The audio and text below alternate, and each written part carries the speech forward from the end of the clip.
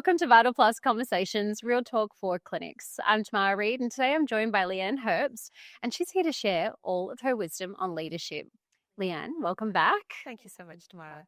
Now, I want to start right at the very beginning with your non-negotiables. A little bit of an unpopular opinion to start with, but what are some of they, and what would you say potentially that your team recognizes in you instantly? Sure. I think the big one is consistency. I think a leader needs to always be consistent and clear. I have a firm belief that we all set the strategy. It's one big strategy with 4 or 5 things, and that's what we head towards. And it's important that you aim towards the goals of that strategy. And it's my role to support you and to be consistent.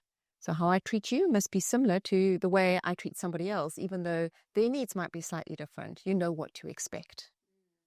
The expectation piece is a big one, I think, because we as humans, we like stability. We are adverse to change.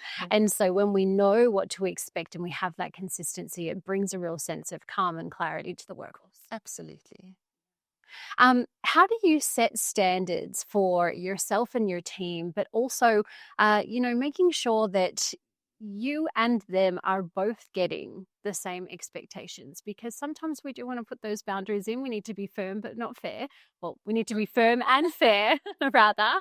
So how do you kind of set that up for yourself and your team? So I think the most important thing is we do set the strategy together. At the beginning of a financial year, we'll start with what is our big objective.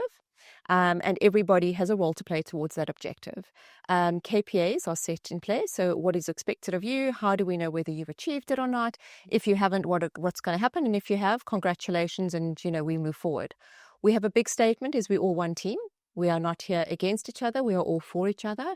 And it's really just managing the step-by-step processes to make sure that we hit our overall business goal. And I think leadership is really important in that. Obviously, everyone's role is different and everybody is different. And so the way they contribute will be different in terms of what we're aiming towards. Yeah, and I love that setting the strategy together. I think that's really important because it allows for your entire team to feel heard and feel seen and feel valued a part of the team. Exactly. And also when you win, the excitement is not just you did it, it's we did it.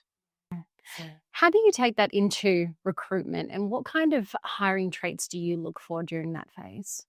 I'm one of those who believes look for passion, look for a little bit of energy. We joke in our team, we say we're all a little bit odd, but it's actually the oddity that makes us brilliant. So it's about that passion, excitement, and wanting to succeed. So yes, skill is important, but not to the same degree as wanting to see a bigger picture and to move forward. We're very harsh on recruitment. We have a vigorous recruitment process. We probably have 4 stages of interviews. We do psychometrics, because I'm a strategist by heart, but I do believe that culture eats strategy for breakfast. Yes. And do you believe that the will over skill should be the same for hiring therapists? I think you do need skill especially with a therapist, to understand the skin, how the skin works, how the ingredients will work on the skin. But I think there must be a passion, because we've seen so many times where it's like a doctor. You get an excellent doctor who's got no EQ and no passion, and actually it falls dead. Where it is once again, a good balance, but I think you have to have a really good combination, because if you're not passionate, why are you doing it? Yes, couldn't agree more.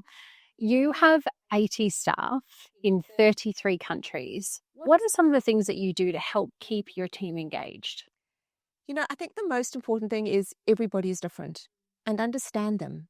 At the end of the day, I believe that a leader's role is to serve your people, not the other way around. So if I know, for example, you are driven by spending time with your family, that is what I need to do. I need to engage you and work with you in terms of finding ways that you can spend time with your family.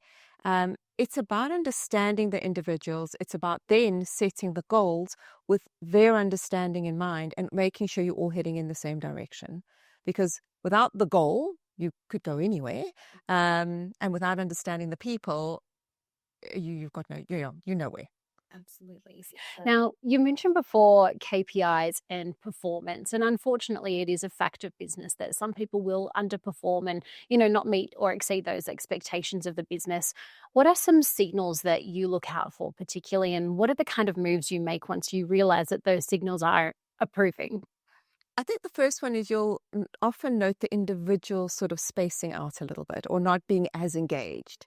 That's normally a first telltale sign. Another one is not meeting the KPIs, where normally you're on track and suddenly you're not doing it. There must be an underlying reason. My first point of contact is understanding what's going on in that person's life, because often it is something that has come in from the outside that is affecting their job on the inside. If it is not that, do they have the skill? If they don't have the skill, educate them. If they do have the skill and there's nothing going on in their life and you're seeing it's consistent, well, then it becomes performance management. Yes. And I want to know from you, it's a hard call to make. And sometimes, especially if that person has been, a real integral part of the team, how do you make sure that these tough calls don't kind of infiltrate into the wider team company culture? I think it's worse to keep a staff member underperforming than to get rid of them. And I think people watch. If you know someone hasn't been doing something for a long period of time, and they've been looked after, there's something wrong with your culture. So we're in this as a team. You're here to win as a team. So every single person, their role matters. So if you do have to let go of a staff member, it is never easy. But at the same token, I think there's more respect because it's understanding if the team do understand. Yeah. And you're so right there saying, people watch and they quietly watch. And if you're letting go, one person's performance or behavior or how they're showing up at work, then another person watches that and they think, well, it's okay for them. And that should also be okay for me. And then slowly you've got this beautiful fruit bowl, this one moldy peach, and then all of the fruit starts going moldy and the whole team culture is thrown out the window. Well, exactly. It goes back to what I said up front, consistency. You've got to be fair across the board. Absolutely. I'd love to talk about incentives beyond commission because money doesn't always drive everyone who, we have in our team. What are some of those things that you look at?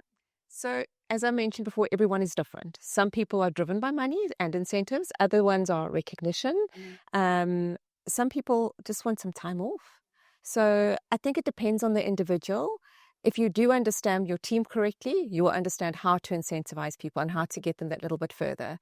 I think also what's great in terms of our culture and our team is the team drives performance. So if somebody says, well done, straight away you just see a little bit of an extra tweak in that person the next day.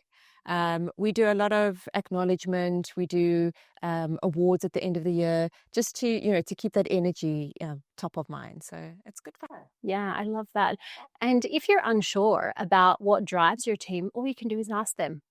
Instead of thinking that everyone is driven by commission and pay, potentially people are driven by shelter or security, time together, time with their family, and just asking them is a really easy way to find out. And title sometimes. And sometimes it's something so small as, don't call me junior, take out the word junior. I mean, we've had quite a few of that. So absolutely. Interesting. 80 on your team, you must have a lot of high pressure situations that also happen at the top. How do you not let that pressure kind of influence the way you show up as a leader? As I said, it's important that you're always consistent. Everyone has their ways of letting things go. I'm lucky. I work for an amazing company that is very supportive of a good culture. We try work-life balance. To your point, I don't think it's ever possible. And it's sometimes on the inside, the pressure's building and it's what you reflect on the outside. But to your team, you have to be consistent. You have to show up and you want them to feel like they're part of something bigger. And if you can do that, whether the pressure's booming or it's actually more relaxed, I think you've got it made. Incredible. And I'd love to finish on a piece of advice that you would give potentially a therapist who's moving into leadership roles, because that's kind of the transition we see in our industry. What would you tell them if they were sitting in front of you right now? Be you. Put your best foot forward and let people get to experience who you are, but most importantly, understand who they are. Because if you understand them, I don't think you can go wrong, but you must really understand them. That's beautiful. Thank you so much for sharing that with us. Thank you so much for your time. I really appreciate it. So you heard Lee-Anne, just be you. And that wraps up our 4 episodes of Vital Plus in Conversation. I'm Tamara Reid. I'll see you next time. Visit our website to claim your free trial pack or schedule a consultation or in-salon demonstration.